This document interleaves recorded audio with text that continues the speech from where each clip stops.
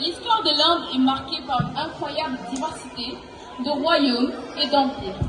Dès l'Antiquité, de nombreuses dynasties se sont succédées, apportant chacune leur propre contribution culturelle, religieuse et politique. Parmi les plus influents, on trouve l'Empire Maurya, qui a réussi à unifier les sous-continents pour la première fois. L'Empire Gupta est souvent considéré comme l'âge d'or de l'Inde classique.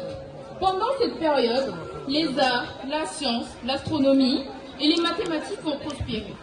Après l'arrivée de l'islam au 7e siècle, plusieurs royaumes musulmans se sont installés en Inde du Nord.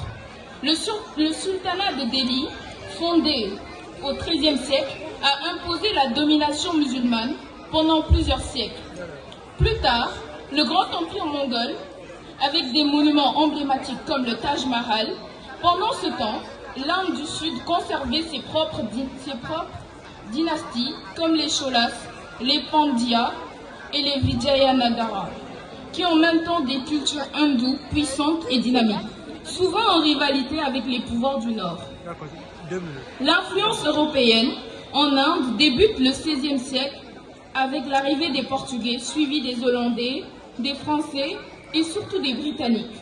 Ces derniers, à travers la Compagnie britannique des Indes orientales, ont d'abord établi des comptoirs commerciaux, comme Bombay, Calcutta ou Madras. Peu à peu, la compagnie a pris le contrôle de vastes territoires, utilisant à la fois la diplomatie et la force militaire. Le mouvement pour l'indépendance de l'Inde a pris de l'ampleur au XXe siècle.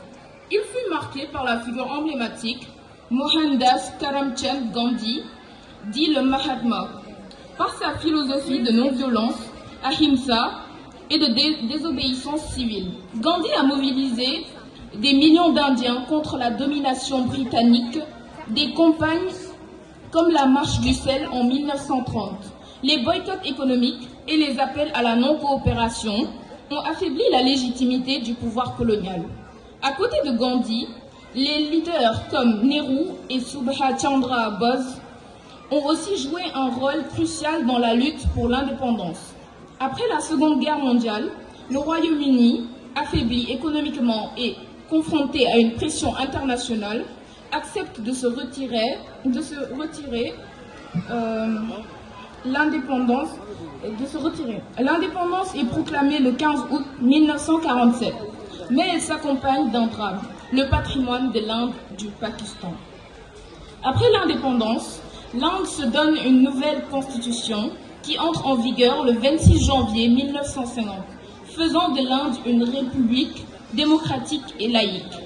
La République indienne est fondée sur les principes de démocratie parlementaire, de respect des droits fondamentaux et l'égalité. Mais elle s'affirme aussi comme une puissance émergente dotée d'une économie dynamique, d'un secteur technologique en plein essor et d'une riche culture qui rayonne dans le monde entier. Présentation physique et humaine. L'Inde occupe la majeure partie de la péninsule indienne, encadrée par la mer d'Arabie à l'ouest, le golfe du Bengale à l'est et l'océan Indien au sud.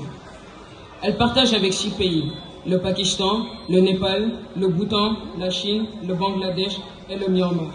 C'est une nation frontalière et stratégique, mais aussi marquée par une forte identité propre liée à sa géographie unique. L'Inde ne parle pas une langue, mais des centaines. 22 langues sont reconnues officiellement, dont l'hindi, la plus parlée, le bengali, le tamoul, le marathi, le telugu et bien d'autres. L'anglais, hérité de la colonisation britannique, est la langue commune de l'administration, de l'enseignement supérieur et des affaires. Chaque État indien possède sa propre langue, sa propre culture et parfois son propre alphabet. Berceau de 4 grandes religions, hindouisme, bouddhisme, sikhisme et jaïnisme, l'Inde est aussi le foyer d'une importante communauté musulmane, près de 200 millions de personnes, ainsi que de juifs, de chrétiens et de zoroastriens. Chaque région, chaque ville, chaque lieu, parfois, est un concentré de diversité religieuse, temples hindous, mosquées mogholes, églises coloniales et gourdouas sikhs se dressent côte à côte, souvent fréquentés par des foules ferventes. Au sud, le climat est plus stable, tropical, chaud et humide presque toute l'année. C'est cette diversité climatique qui permet à l'Inde d'être à la fois un producteur de thé dans les montagnes, de riz dans les plaines et d'épices plus dans les zones humides du sud.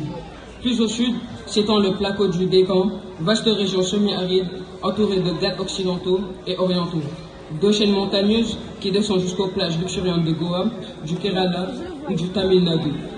À l'ouest, l'aridité gagne du terrain. C'est le désert d'Utah, aux dunes dorées et aux forts de sable, à la frontière du Pakistan. Merci beaucoup. Merci beaucoup. Merci aux élèves de la 4e qui nous ont fait vraiment un bref, je veux dire, une petite histoire. C'est une petite histoire, ouais, de cela. Donc, moi j'ai retenu